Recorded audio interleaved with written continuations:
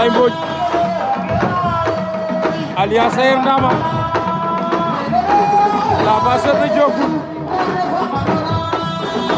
sampu na béjjën de moom